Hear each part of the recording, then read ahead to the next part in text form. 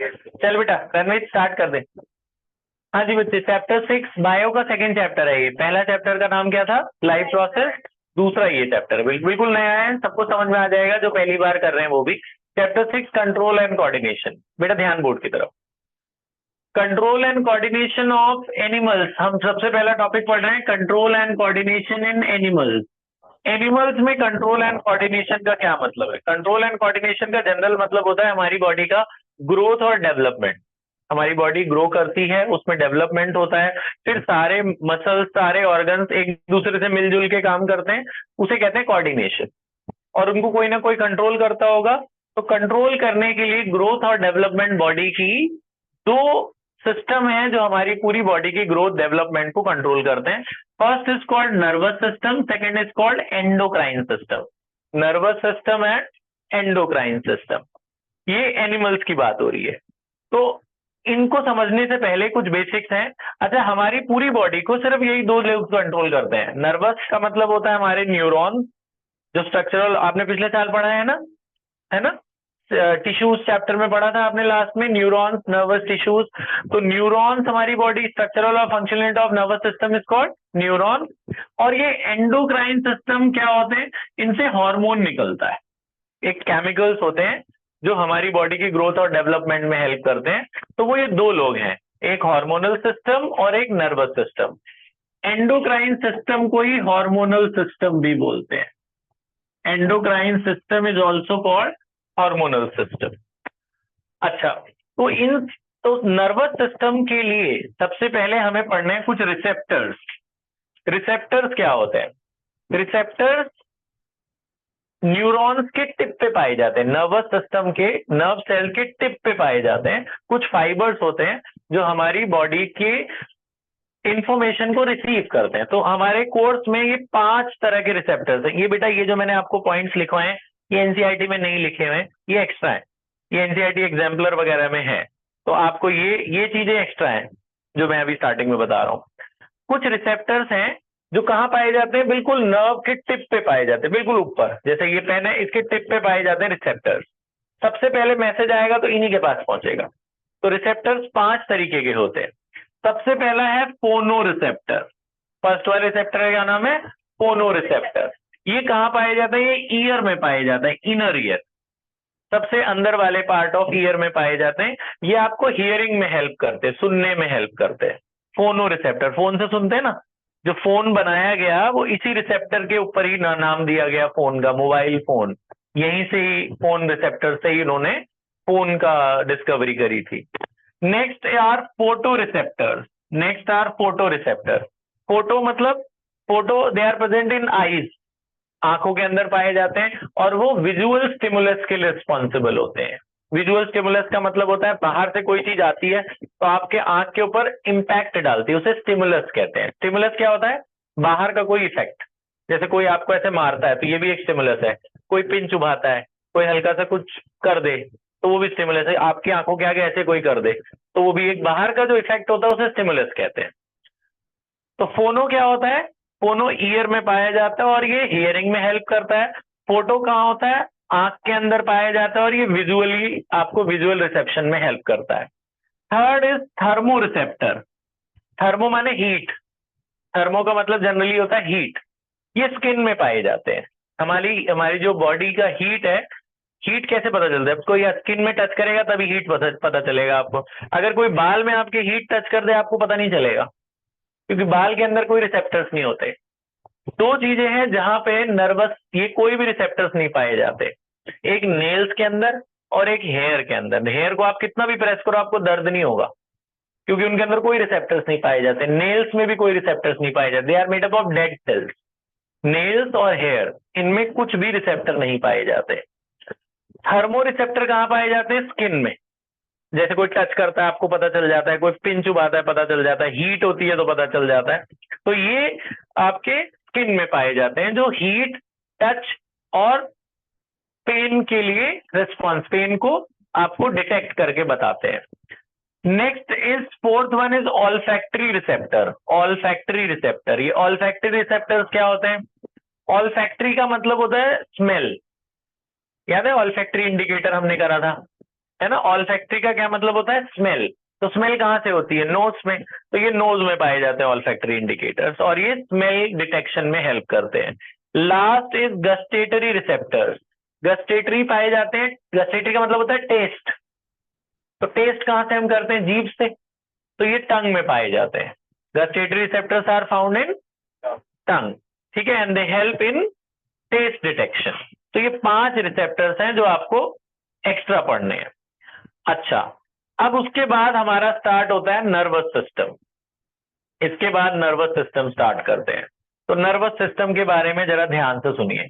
Nervous system, animal nervous system हमारा जो main, ध्यान सुनना, नर्वस सिस्टम का स्ट्रक्चरल फंक्शनल यूनिट को क्या कहते हैं, आपको पता है इसे क्या कहते हैं, neuron. Neuron is called the structural and functional unit of nervous system, ठीक है। तो अब चला दे कंटिन्यू कर। हाँ बच्चों ध्यान इधर।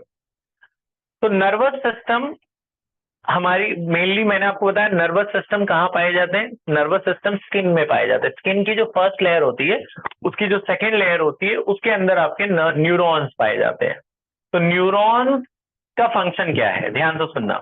न्यूरॉन्स का फंक्शन है to receive stimulus from the environment, बाहर से मैसेज लेना। स्टिमुलस माने कोई भी मैसेज हो सकता है, वो हीट, टच, स्मेल, टेस्ट, कुछ भी हो सकता है, बाहर से मैसेज लेना। फिर आपकी जो बॉडीज होती है, आपकी जो इनर ऑर्गन है, ऑर्गन, एक ऑर्गन दूसरे ऑर्गन को भी मैसेज देता है। तो वो मैसेज कौन लेके जाता है, वो मैसेज 2 ही लोग लेके जाते हैं, या तो न्यूरॉन्स लेके जाएंगे या हार्मोन्स लेके जाएंगे, न्यूरॉन्स और हार्मोन्स। तो नर्वस सिस्टम का पहला फंक्शन है बाहर से मैसेज लेना, दूसरा अंदर ऑर्गन से मैसेज लेना, तीसरा फिर आपस में उनका कोऑर्डिनेशन करना, ग्लैंड्स और मसल्स के बीच की कोऑर्डिनेशन कराता है नर्वस सिस्टम। नर्वस सिस्टम ही अपने आप अंदर के सारे फंक्शन करता है। जैसे हमें नहीं पता चलता है कि कब हमारी हार्ट बीट तेज हो जाती है अपने आप, हम तो नहीं कंट्रोल कर रहे हैं ना उसे। कभी कभी हार्ट बीट बहुत तेज हो जाती है, कभी आराम से रिलैक्स हो जाती है, कभी हमारा मन बहुत खराब हो जाता है, कभी बहुत खुश हो जाता है। तो ये कंट्रोल कौन कर रहा है, ये सब न्यूरॉन्स कंट्रोल कर रहे हैं। ये सब ब्रेन के साथ कोऑर्डिनेशन होके न्यूरॉन्स, नर्वस सिस्टम उसे कंट्रोल करता है। अच्छा, तो न्यूरॉन्स, न्यूरॉन्स के 3 पार्ट होते हैं बेटा। Neuron consist of 3 part. तो मैं आगे बता रहा हूं, जहां तक आपने लिखा उसके आगे थोड़ा, ये तो आपने लिख लिया था। न्यूरॉन कंसिस्ट ऑफ 3 पार्ट्स, ध्यान से सुनना। ये डायग्राम है न्यूरॉन का, दिस इज अ न्यूरॉन। ये न्यूरॉन है, आपने 9th में ही बनाया होगा, आपको याद होगा ये, है ना। Neuron consist of 3 part. This portion, ये वाला जो पोर्शन है आपका इंटरेस्ट पोर्शन, ये वाला पोर्शन, इस पोर्शन को कहते हैं सेल बॉडी।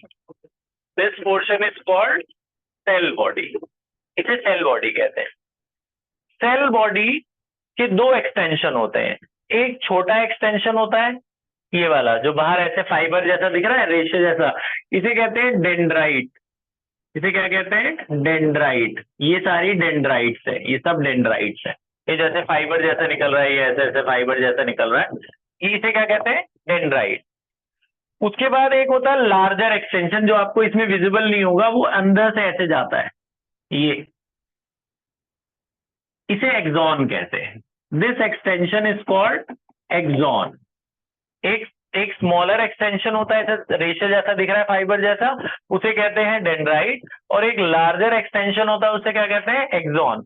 एक्सॉन जहां खत्म हो जाता है, एक्सॉन यहां खत्म हो जाता है, इधर यहीं पे उसकी एंडिंग होती है, इसे नर्व एंडिंग कहते हैं।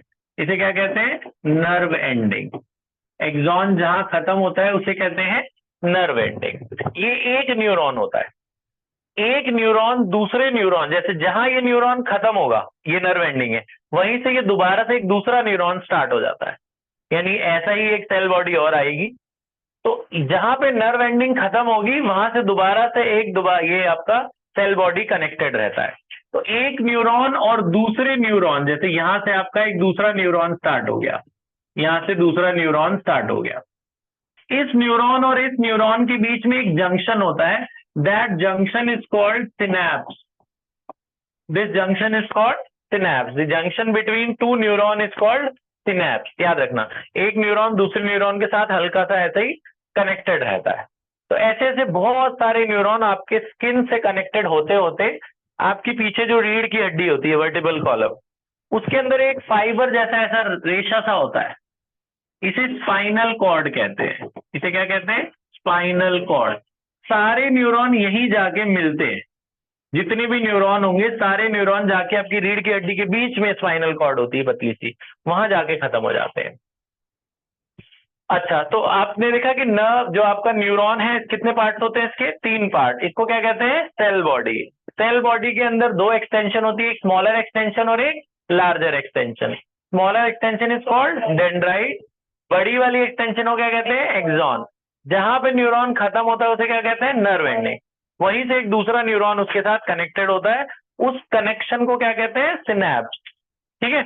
अब इस एक्सॉन के ऊपर एक कवर होती है, इसके ऊपर एक लेयर होती है, इसको माइलिन शीथ कहते हैं। इसको क्या कहते हैं? Myelin sheath.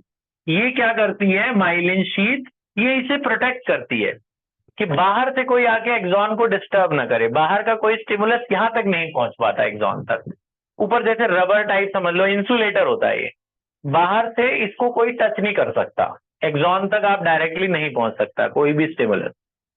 अच्छा, तो ये काम कैसे करता है? ध्यान से सुनना। अब ये मैं हटा देता हूं, यहां तक समझ में आ गई आपको बात? अब इसका फंक्शन देखिए आप, ये काम कैसे करता है। तो यहां तक ठीक है, यहां तक क्लियर है? अब न्यूरॉन देखिए कैसे काम करता है। तो आपने देखा कि न्यूरॉन कैसा होता था, एक आपका सेल बॉडी होती है, सेल बॉडी के अंदर फाइबर जैसा एक्सटेंशन होता था, फाइबर जैसे, मैं एक नॉर्मल बात बता रहा हूँ। फिर उसके साथ यहाँ से एक्सॉन निकलते हैं और यहाँ पे नर्व एंडिंग पे ये खत्म हो जाते हैं, ये नर्व एंडिंग पे खत्म हो जाते हैं।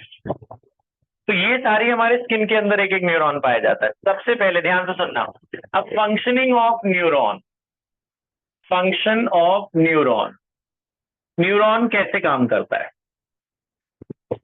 जैसे किसी ने आपको बाहर से टच किया या बाहर से कुछ चुभाया, उसे स्टिमुलस कहते हैं। तो ये जो डेंड्राइट है, ये जो रेज फाइबर जैसे होते हैं, इन्हें क्या कहते थे? डेंड्राइट। ये डेंड्राइट वाइब्रेट करता है, जैसे बाहर से किसी ने पिन चुभाया या आप जल गए या कुछ हुआ तो ये ऐसे हिलने लग जाएगा। जब ये हिलता है तो इसके अंदर केमिकल होते हैं, वो केमिकल आगे पास हो जाते हैं एक्सॉन से, वो केमिकल डिस्टर्ब होते हैं, वो केमिकल आगे पास हो जाते हैं।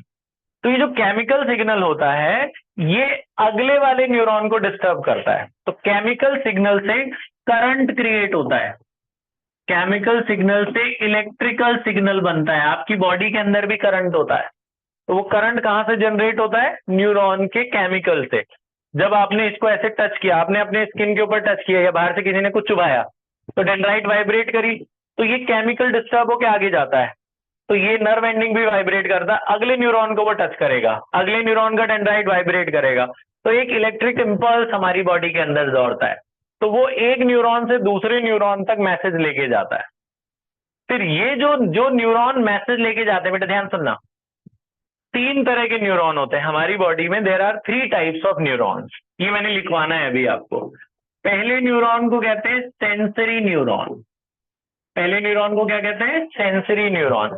सेंसरी न्यूरॉन मैसेज लेके जाता है, सेंसरी न्यूरॉन मैसेज को रिसीव करता है। आप जैसे यहां से आपको टच किया, डेंड्राइट ने वाइब्रेट किया, तो इसने जो जिसने मैसेज रिसीव किया इसको सेंसरी न्यूरॉन कहते हैं। फिर ये न्यूरॉन अगले न्यूरॉन को पास करेगा, फिर वो न्यूरॉन मैसेज लेके जाएगा, तो जो मैसेज लेके जाता है उसे कहते हैं मोटर न्यूरॉन।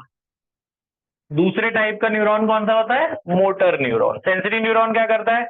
मैसेज रिसीव करता है, मोटर न्यूरॉन मैसेज लेके जाता है। तीसरा होता है आपका इफेक्टर न्यूरॉन। इफेक्टर न्यूरॉन क्या करता है? मैसेज को, उसको वो रिले न्यूरॉन कहते हैं, उसे रिले न्यूरॉन।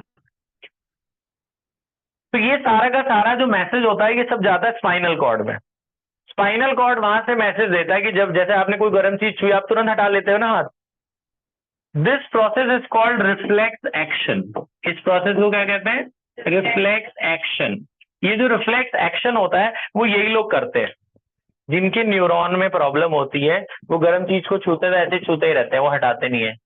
जिनके न्यूरॉन में ऐसा होता है, जिनके नर्वस सिस्टम में प्रॉब्लम होती है, उनको उनके रिफ्लेक्स एक्शन बहुत वीक होते हैं। जैसे आप उनको बॉल भी मार दोगे ना, वो कैच करके अपने आप को बचा नहीं पाएंगे, जैसे आपको किसी ने आंख के ऊपर मारा या आंख के ऊपर, आप तुरंत आंख बंद कर लेते हो ना। So this is called reflex action. कोई आपके अगेंस्ट काम कर रहा है, आपको ऐसे मारा, आप तुरंत उसका हाथ पकड़ लेते हो। So this is reflex action. Reflex action कहाँ से होती है? यही कराता है रिफ्लेक्स एक्शन, ये नर्वस सिस्टम हमारा कंट्रोल करता है। तो सबसे पहले सेंसरी न्यूरॉन मैसेज को रिसीव करते हैं, रिसीव करके किसको देते हैं? मोटर न्यूरॉन को। मोटर न्यूरॉन मैसेज लेके जाता है, कहाँ लेके जाता है? स्पाइनल कॉर्ड को। स्पाइनल कॉर्ड के साथ रिले न्यूरॉन कनेक्टेड रहती है। रिले न्यूरॉन मोटर न्यूरॉन और स्पाइनल कॉर्ड को आपस में जोड़ती है। फिर स्पाइनल कॉर्ड मैसेज देता है कि तुमने गर्म चीज छुई है, वहां से हाथ हटा लो। फिर वो वापस मैसेज आता है एक दूसरे न्यूरॉन के थ्रू इफेक्टर मसल्स पे, जहां पे आपने उस गर्म चीज को छुआ और आप हटा लेते हो। ये सब कुछ कितनी देर में होता है? 0.1 सेकेंड में, माने 1/10 ऑफ सेकेंड में आप तुरंत ये मैसेज गया स्पाइनल कॉर्ड तक, स्पाइनल कॉर्ड ने मैसेज भेजा और तुम तुरंत हाथ हटा लिया। ये सब कुछ 0.1 सेकेंड के अंदर हो जाता है। इतनी जल्दी हमारा नर्वस सिस्टम काम करता है। बात समझ में आई? This process is called reflex action. और जिस रास्ते से ये जाता है, जिस रास्ते से ये जाता है उसे देखो, कौन सा रास्ता था आपको याद है? सबसे पहले किसने टच किया था मैसेज को? सेंसरी न्यूरॉन ने। सेंसरी न्यूरॉन ने आगे किसको मैसेज दिया? मोटर न्यूरॉन को। मोटर न्यूरॉन ने किसको मैसेज दिया? रिले न्यूरॉन को। रिले न्यूरॉन ने किसको मैसेज दिया? स्पाइनल कॉर्ड को। स्पाइनल कॉर्ड ने वापस मैसेज दिया एक दूसरे न्यूरॉन को, और वो न्यूरॉन जो है वापस, मोटर न्यूरॉन ही वापस मैसेज लेके जाते हैं कहां तक? आपके जो मसल्स हैं, जहां पे आपने गर्म चीज को छुआ है, वहां पे वापस वो मैसेज लेके जाता है और आप तुरंत हाथ हटा लेते हो। So this process is called reflex action. और जिस रास्ते से ये गया है उस रास्ते को बोलते हैं रिफ्लेक्स आर्क। उस रास्ते को क्या बोलते हैं?